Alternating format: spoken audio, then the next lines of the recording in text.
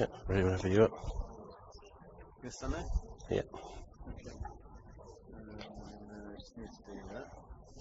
And then you're on. Alright, so Liverpool's first science fiction pub crawl.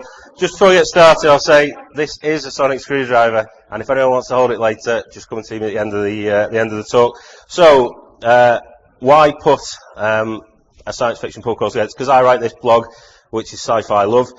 It's been going for 2 years, and lots of people had put some time in to help me do it by writing guest blogs. So I wanted to celebrate the anniversary and also thank them, but how to celebrate, how to market that would really hit home. So that was what we came up with, which was going out for a pub crawl around some of Liverpool's great pubs. But then I thought, an extra challenge, could we have a science fiction pub crawl? Could we come up with pubs with a science fiction link? And the answer was yes.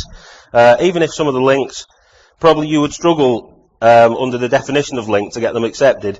Some of them I almost made up, but some of them had amazing actual real facts behind them. So before we started, even before I left my house, we had a good start. When I put the word out on Twitter we were doing this, and these people all came back to me and said good luck. So Adam Baldwin from Serenity said drink plenty of water. Jim Curry said raise a glass in his name. And Russell Crowe said leave your phones at home, presumably because he threw it. So we started off at Flanagan's Apple, which back in the day was a warehouse which was bought by a guy called Peter O'Halloran, who wanted to put on theatre, and he changed it into something called the Liverpool School of Dream, Music, Language and Pun, from just a normal warehouse. Inspired by Carl Jung and his dream of Liverpool being the pool of life, he met up with a guy called Ken Campbell to stage something called the Illuminatus Trilogy, and it was a match made in heaven because we were both real sort of dreamers and visionaries. So Ken, that's Ken, he passed away, along with Jim Broadbent, future Oscar winner, and Sylvester McCoy, who would have been Bill Nighy, but he was in a car crash, and Ian Brodie was in the band, put on an 8-hour science fiction play at Flanagan's Apple, which went on to the National Theatre. So from there to the White Star, the reason is way back in the day, a guy called William Simpson jumped on a White Star Line ship in Liverpool and went round the world. He ended up in Massachusetts, married, they had a daughter, and she married a guy called Lloyd, and their son was Jeff Bridges. So Jeff Bridges' granddad is a Scouser. The reason why the White Star, not just the White Star shipping line, but Jeff Bridges back in the day was in a film called Starman. So that's what I say about stretching the definition of link. That's what I mean.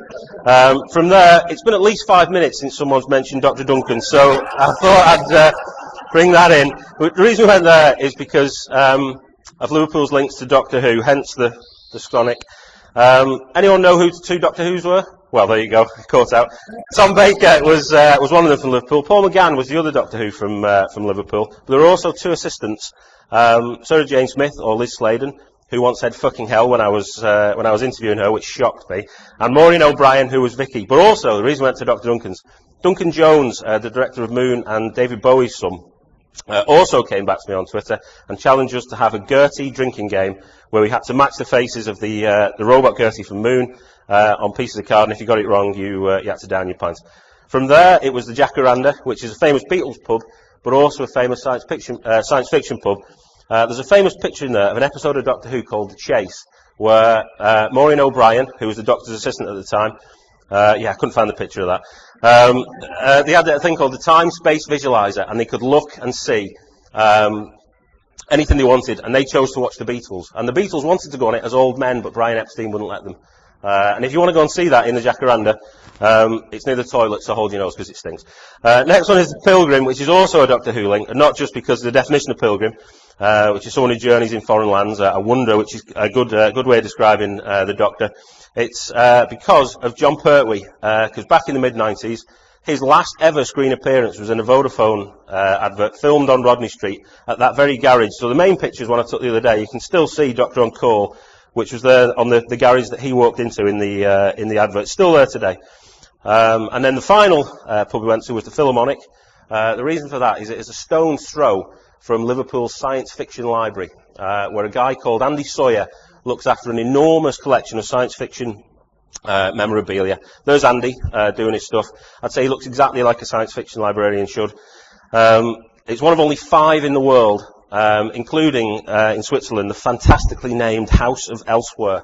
But there's no other one in the UK, so Liverpool's a real, sort of world leader And that's the end of it. So from the start, when I say about what the reason was behind it, it was any excuse for some beers and a laugh, and to have a good time with some people who'd helped me out on my blog, and to enjoy Liverpool's pubs. And that's what it was. So thanks very much.